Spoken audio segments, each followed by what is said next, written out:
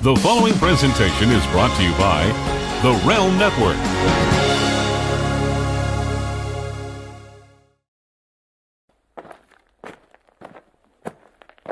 Jabron. From the FBI, Vito, the Snowman Rifle from Staten Island, New York, toughest man that ever wears red. The Pavarotti of hard stuff, the body of Python, got it going on.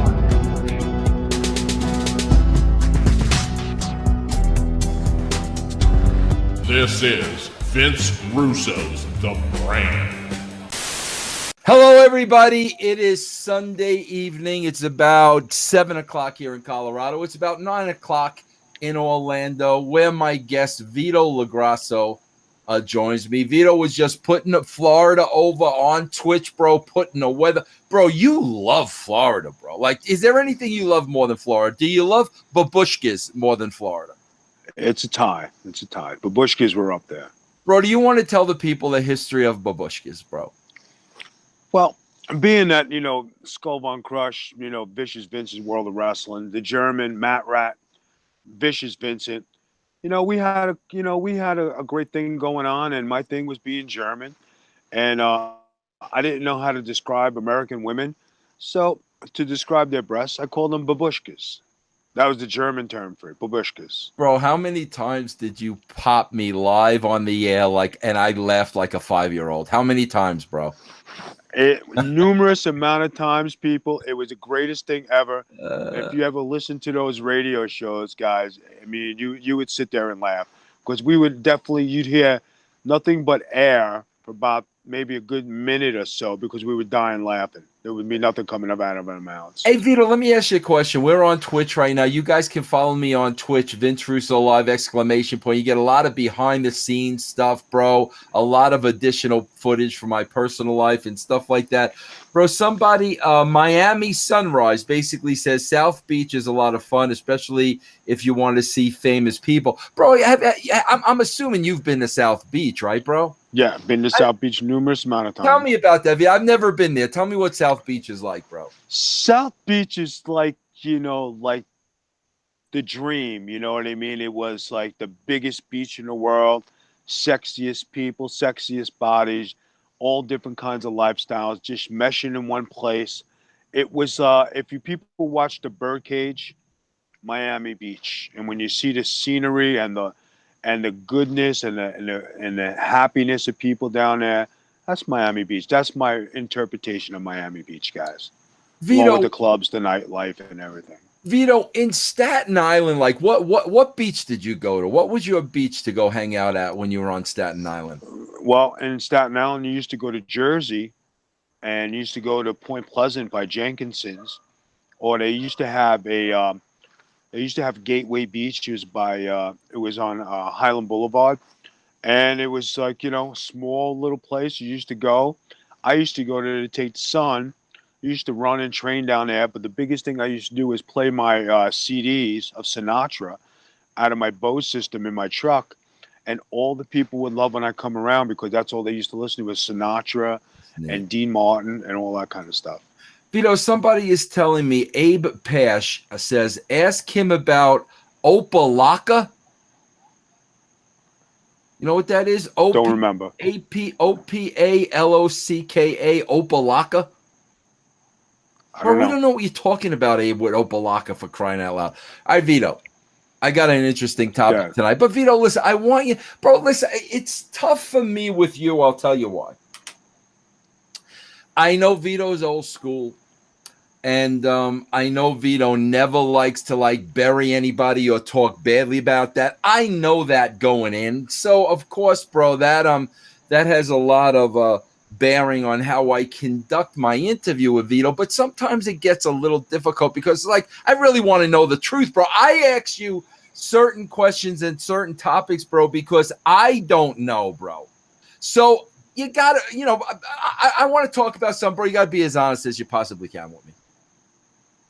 Yeah, and I'm not looking to bury it, bro. You know me. I'm not looking to bury anybody. I'm just really looking to get some truthful insights because, bro, that's the thing. That's what I always promote about the brand compared to every other podcast. Bro, listen, if you're a wrestling talent in the podcast, okay, bro, it's it's a safe bet to say a lot of wrestling personalities, they're only going to say so much because a lot of them, bro, they they want to keep their doors open and their channels open. They're going to be very careful what they say about the WWE.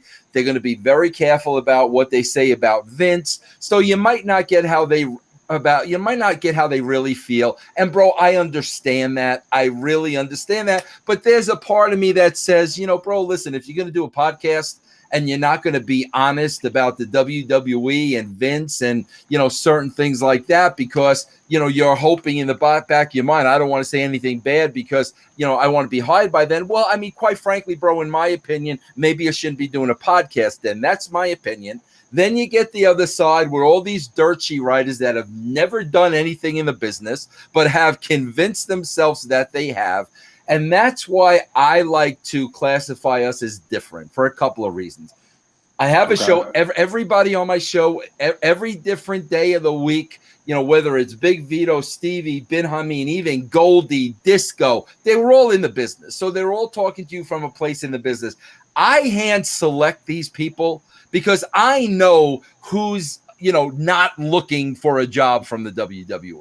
Okay, bro, there are so many people I could contact, but I know they're not going to be 100% honest, and I don't want that. So that's what I always push. I have people on this show that I know don't have an agenda, that I know are totally honest, that have been in the business. So with that being said, Vito, bro, you and I know locker room culture is very important and very different. Okay, bro? I think it would be fascinating. You worked at the big three, bro. Actually, the big four. Maybe I don't know if I call TNA a big four. But you worked at the four companies, bro. You started ECW. Well, you started WWE before that, but it was just really enhancement. So I'm talking about when you were really a player, in the company. So you went from ECW, WCW, from WCW, WWE, from TNA. Vito, I would love you to take us on a tour. Really give the listeners to this show, because there's very few people that worked at all four companies. I could tell you that. Give them a little bit about the culture of these dressing rooms and how were they different? How were the rules different? Were some looser than others? Were there, we always hear about the locker room leaders type of thing. So let's start at the beginning, bro. Let's start with ECW. Can you give us just bring us back in that locker room, bro, with Heyman and, all the legends and stars they had? What was that environment like behind the scenes, bro? Well, it was definitely a cult following, and we were a tight group. We did something that was very different in wrestling at the time. We were bringing the, the extreme, and it was something that we were very proud of. It was, it was done to bring a different flavor. That locker room was probably the tightest locker room I've ever been in, because if one fought, we all fought. If we all did good, if one did good, we all did good. If one did bad, we all did bad. Say like the friendships and everything throughout that locker room, everybody was tight and everybody was for each other, and everybody knew the money situation. So it wasn't about making top dollar, it was about making a product. And when you talk about making a product and being proud of your work, that would be the place to be, ECW. But Vito, I got to ask you this, because I'm very, very bro, I've never been in a professional wrestling environment, WWE, WCW, TNA. I've never been in one, bro, where there wasn't a level of politics and politicking. Now, I understand ECW, you guys were on a mission. You guys were trying to find your little niche. You guys together were working as a family to put yourself on the map. I get all that. I understand that, bro. I mean, there are still so many close-knit ECW relationships today. And I've been around the ECW guys. I totally get that. and I totally do not deny that for a second. However, bro, I do find it hard to believe that within the structure of professional wrestling, there were no politics. No, there was politics there, but it just was done at maybe a quieter level because everybody's trying to make themselves relevant and make their own brand and make themselves good enough to go to the next level, to go to the WWE, to go to the WCW, because that's where the big money was. So everybody worked, at a certain rate, and everybody had certain level of politics. But at the end of the day, certain guys came to ECW because maybe they weren't welcome at WCW. They weren't welcome at the WWE. Maybe they were there for a reason. Maybe they were put there, because they needed to learn some humble pie. But, at the end of the day, guys, there's only so much politicking you can do in a company that's trying to make revenue and they're not making the revenue, or they're trying to pay their bills and they're not paying their bills, or the rumors of they didn't pay their guys when they were paying their guys. I, for one, can only vouch and say I got paid. I didn't get screwed over. So my view of ECW is always going to be good. The politics, yes. Was it played in there? Did it have a hand? If you worked in the handling the merchandise and doing stuff where you're working close to Paul, did you have a little more leeway? Yes. If you were on the outside of that little clique, yeah, maybe you didn't have enough, politics. But at the end of the day, you're a big fish in a small pond. But when you went to the big pond, you're a small fish. So if people understand that concept, maybe that would be a big way to explain it. Vito, let me ask you this from everything I've heard, and obviously, I work with a lot of these guys. There was a lot more leniency in an ECW locker room, under Paul Heyman's guys, it wasn't a Vince McMahon. There was a lot more leniency. What was the upside to there being more leniency, and what would the downside be? Leniency, well, following rules. You got to remember, we weren't a follow the rules type of place, but you had to respect what Paul said.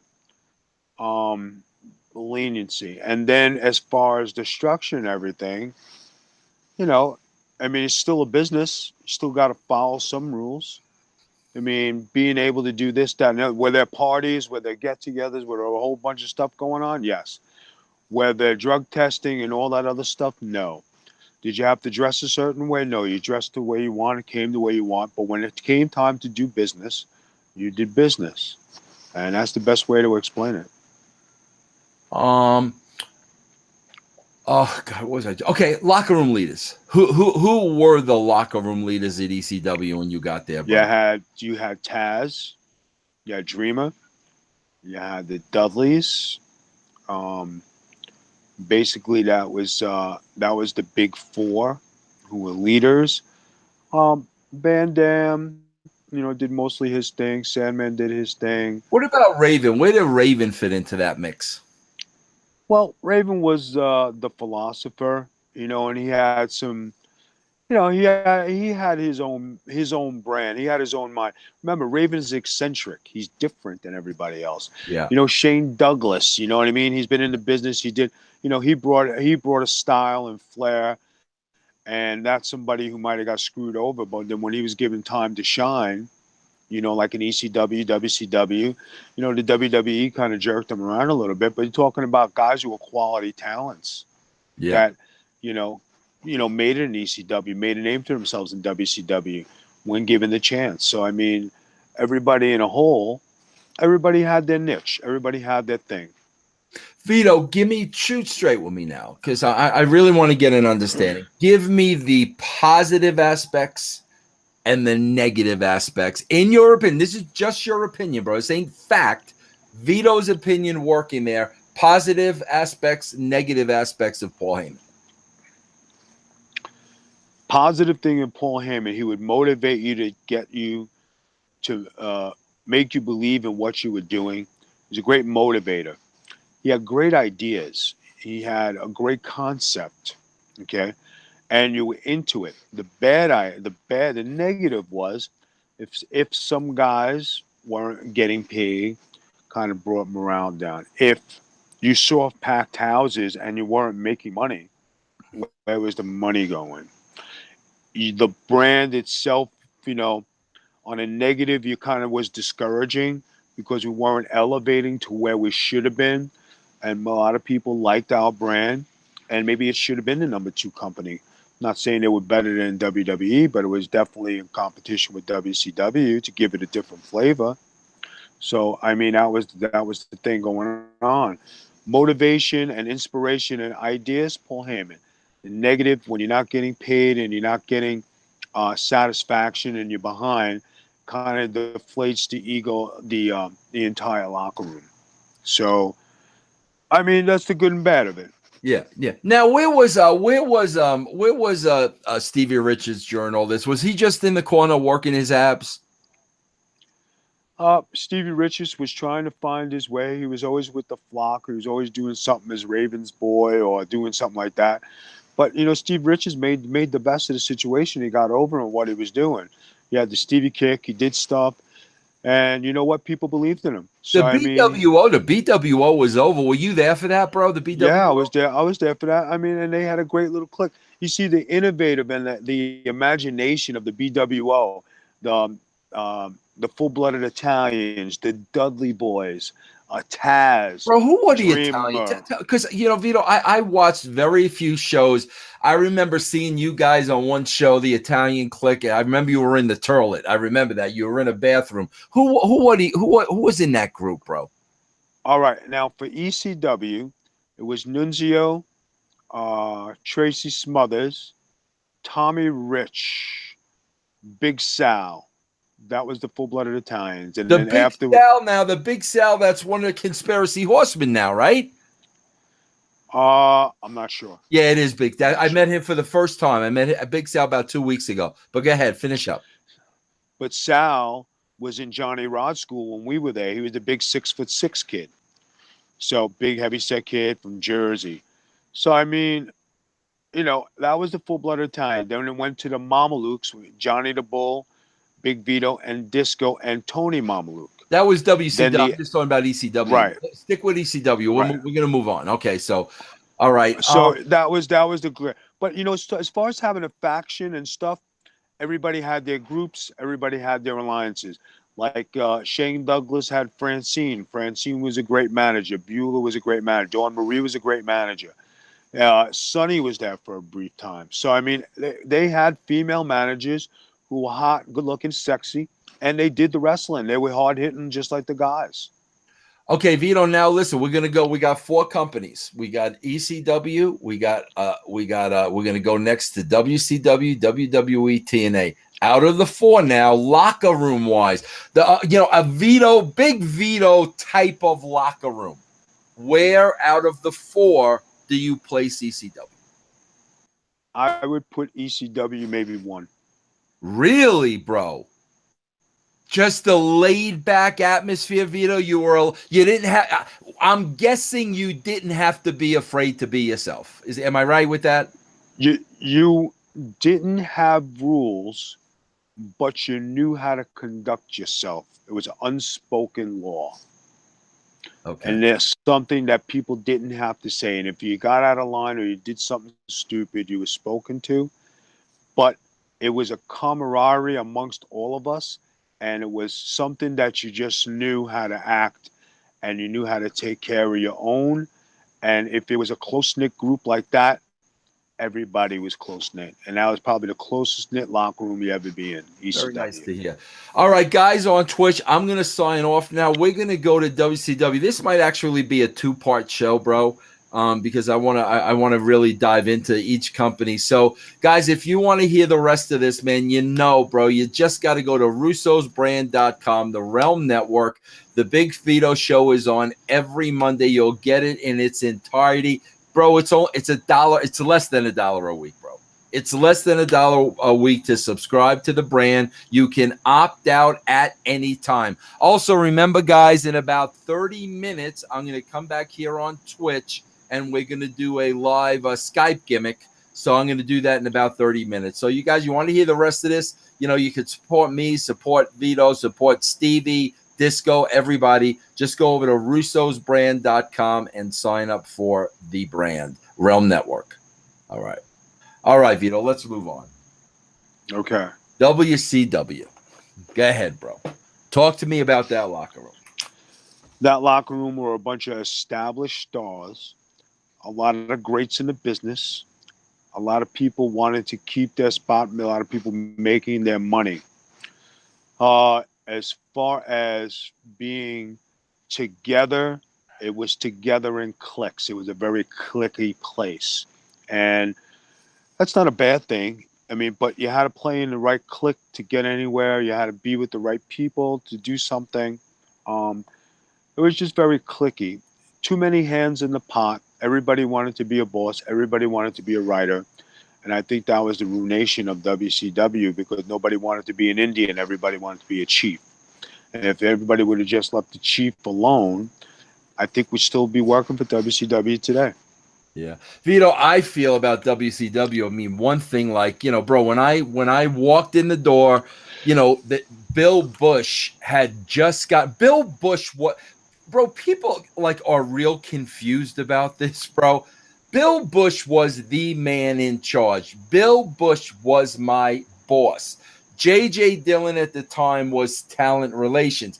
Vince Russo was hired as a writer, bro. I was hired as a writer and a producer. My exact job at the WWE, I had nothing to do with hiring and firing people and who made what and business decisions. I had nothing to do with any of that. But obviously, bro, you had an accountant, you know, as the guy at WCW when I got hired, a very timid, you know, bro, I used to call him Billy Bones. I mean, bro, the guy weighed about $120. His face was skeletal. You know, tall guy, lean guy. Bro, the minute I saw him, I'm like, oh, geez, the boys are going to work circles around this guy. That's exactly what happened, bro. He was in so over his head, knew nothing about the wrestling business, didn't know when he was being worked. I mean, had no idea. And to me, bro, when I walked into that environment, I think more than anything, Vito, it was the lack of leadership. I mean, you had Heyman at ECW. Obviously, you had Vince at the WWE. And, you know, we had Dixie at TNA. There was nobody. I was not the guy. I don't know if people thought I was the guy. I didn't sign up to be the guy. I signed up to write their television show. So I think a lack of leadership at that time when we were there, man, you know, to me, like it was just atrocious, bro. Well, I think what I just said about clicky, Hogan. Bro, say that word again. I say that again. I like when you say that. Clicky. Okay, go ahead, bro. Well, Hogan, we're Nash. talking about Hogan, Nash, Hall, click. All their boys, click. Everybody else doing their thing, a click. Ric Flair, Arn Anderson, J.J. Dillon, click. You know, you had the other people who were on the bottom of the card, you know, Dusty's boys, a click. So, guys, it was very clicky, and like there wasn't a leader. Everybody wanted to be a boss. Everybody's clique had to be in charge, and you had to mesh in between all of them just to get by. And if you weren't liked, you really didn't get any play in WCW. But when your clique wasn't in charge, that's when they went with a different storyline, and the different clique pushed their own guys. That's why the mishmashing stories, that's why pushes were started and pushes were stopped, because everybody trying to get their guys over. Vito, I swear to you, it is as clear as day. I mean, you know, when I came from the Attitude Era to the WWE and I walked in that locker room, I remember, bro, I think we were in Biloxi. I'm almost positive that's where we were, Biloxi, Mississippi. When I walked into that locker room, Vito, within 5 minutes, it was such a divided locker room. As soon as you walked in, you knew it. Like, I knew immediately. I didn't have to be there for a couple of weeks to learn and figure out, or for a month. The minute I walked into that first building, bro. It was so divided. It was like you had your upper class and then your middle class. I mean, it was unbelievable. And that's not the way it was at the WWE when I came over. But I mean, my God, bro, you know, the upper echelon had their own locker rooms, and then you had the it was unbelievable to me that the way that company was divided into classes. No, you're right. But then again, you know, it was an individual company. It wasn't a team. So that's the problem. Yeah. Yeah. Now, Vito, did you ever, I mean, were you ever in a clique the time you were there? Did you ever find yourself in a clique? You know, Vince, want to know what funny thing is? You know, me being your buddy, everybody assumed like it was me and you were my clique because I was friends with the boss. And, you know, I hung out with everybody. I didn't just hang out with one person. But when going was good and you were in charge and everything was good, I was in everybody's clique. When you were out, I was out of everybody's clique. So it kind of like was going up and down. But at the end of the day, when it came to wrestling, I was in my own clique because everybody knew I was coming to work. I was going to work hard. I was going to give best work to the best of my ability. I really didn't care about politics. I didn't really care about being in a clique. I wanted to be Vito LaGrasso, a great wrestler. That was it. That was it. Vito, the greatest politicians of all time in that locker room under one roof. Now, bro, because there was such politics involved, was there anybody that was really a locker room leader in that locker room? I mean, can you be a locker room leader, bro, when your entire push and position in the card and payday and this and that is it all really comes down to politics? Are people going to look at people like that as a leader? Well, I got to say, Nash led because he went out there and he spoke on behalf of the boys. Right, right. So he was a leader. You know, when it came to other guys, they like Dusty Rhodes, he helped a bunch of guys, right? He helped some people. They helped DDP, which is documented. You know, the Steiner boys, you know, they play ball with you, you know what I mean? When you wrestled them, they were either gonna kill you or they were gonna work with you. You know, so there was no in between, you know what I'm saying? There were a lot of guys in there who were cool, who you're cool with, like, you know, Booker T and Stevie Ray. They were my boys. And when it came time to wrestle with them and work with them, everything was cool, you know, and we all respected each other. We were friends. So, I mean, and then, you know, when, you know, a certain person came in and took over WCW, everybody flocked to that person and everybody was like, you know, politicking with that person to get a job in the WWE. And a lot of guys who were taken from the WWE was with the help of that person.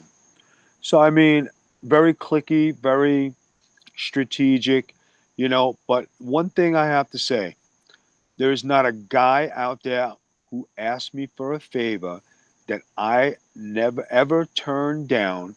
And I always brought it to Vince Russo's desk, every idea. And everybody who asked me for help, I always helped.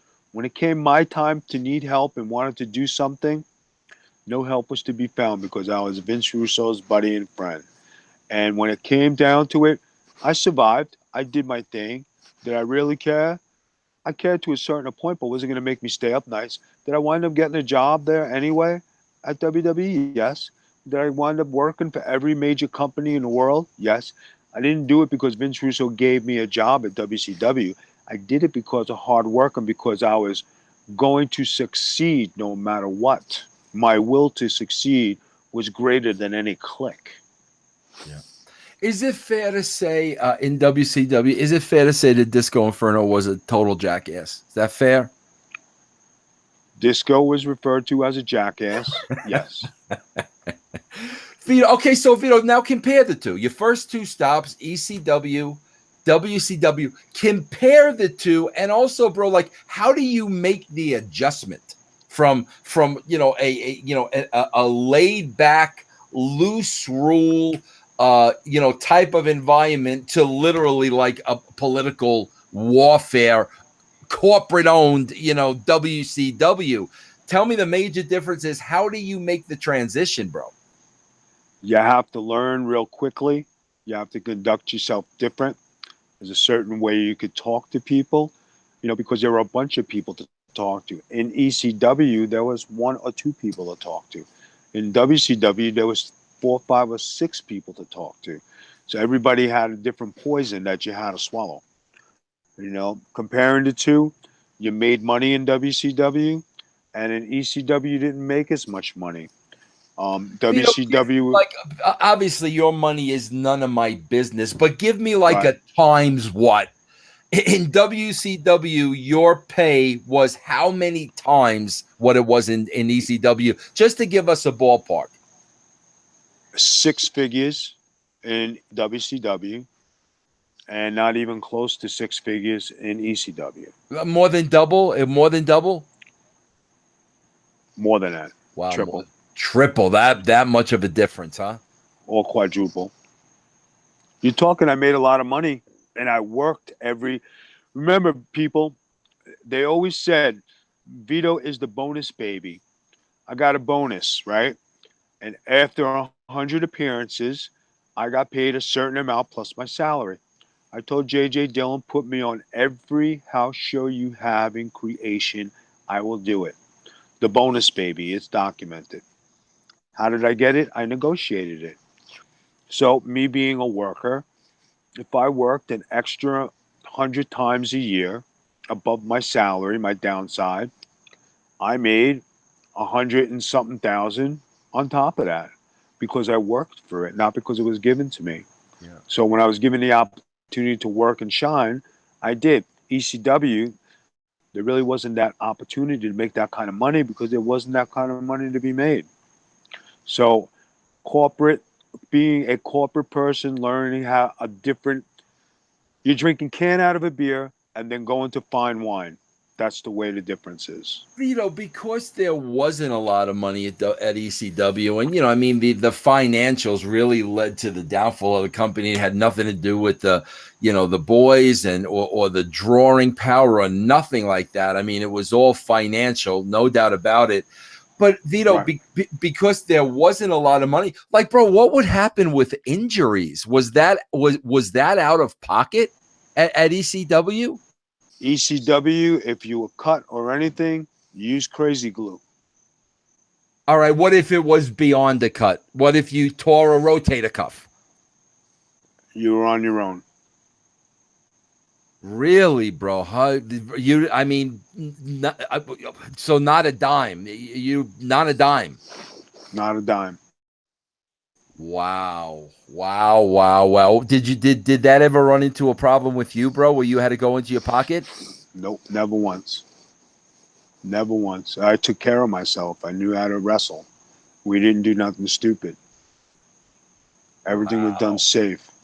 Wow. And then when you sign that contract with WCW, do you actually have health benefits or no? I did not have health benefits, but if you got hurt on the job, they took care of you. Now, they took care of you as far as what, bro? Obviously going to the doctor and a specialist and emergency and all that. But what if you were on the shelf for 6 months? How does that work? I believe they still paid you your full salary, and they rehabbed you and got you back on your feet. But Vito, if you're on the shelf in ECW, you're not working, you don't get paid, right, bro? Not working, you don't get paid. Wow. That's like a territory rule. Vito, Don't how many guys were working hurt then? A lot of guys. Oh my gosh, bro. You talk about concussions and CTE and stuff like that back then, bro? It might have been around, I think. Gee whiz, bro. I can't even imagine. Bro, what was the worst? Give me the worst hurt that you worked through. What was the worst hurt, bro, where even you, as tough as you are, bro, no selling, not letting anybody know, what was the worst when you were out there and like, bro, like you maybe you didn't think you were going to get through it? I hurt my hip in USWA where I landed on a board and my whole hip from my buttocks to my leg was black. And I had to work 5 nights a week with that pain and bump and everything. And it was painful. Did you ever get it checked out? Oh, I looked at it. I said, it's a black and blue. Let's go to work. Oh my God, Vito. God bless you, bro. God bless you. Wow. All right, Vito. Tough. Listen, I don't want to fly through WWE and TNA, and I don't want this to go long because I know you're working and you're relaxing there and everything else. Let's cover WWE and TNA in the next round. So if you put ECW first, where do you put WCW? Second. No. WCW, I put third. Third. Okay. And I'm talking about just locker room environment, not pay scale, not getting paid, locker room environment. Locker room environment. Third. Third. Okay. You got it. You were off all day today, right? Were you off today, bro? Or you worked today? No, I worked all day. What time did you get off? 6. And you got to work tomorrow? I've been working every day. What time you got to be at work tomorrow? I probably think 7:30. So what's the rest of your night look like now? I mean, you got time to go for a little swim, bro, or you're gonna go, you hit the sack early, bro? No, I'm gonna go for a swim, try to relax a little bit, hit the hay, get up early, bright and early tomorrow, and live another day. Now, has there been any skinny dipping late at night? No, it's kind of like a development pool where it's a lot of gracious people here. So I don't want to overwhelm them with my greatness. So I think I'll just keep it on the down low. That's great. All right, Vito, listen, bro. Tell everybody what's going on with you and the Big Vito brand and all that good stuff, bro. What's happening? Well, the Big Vito brand has been really knocking it out of the park. We got a lot of great shows going on. Everything is going good. Guys, check out the Big Vito brand on all of our social media. Go to bigvito.com, catch the latest stuff, catch the latest shows, and of course, always catch me on Getting Color here at the Realm Network, and it's the place to be. Bro, we're going to have heat now because rumor has it I'm trying to steal some of the shows from the Big Vito brand and bring them over to the Realm Network. Have you heard that one, bro? No, I haven't heard that one yet, but I'm sure I'll get a phone call later. No. All right, bro. Vito, thanks as always. Thanks for your honesty, bro. This is always interesting to me, bro, because, Vito, you know me, bro. Like I always said, bro, I was not one of the boys.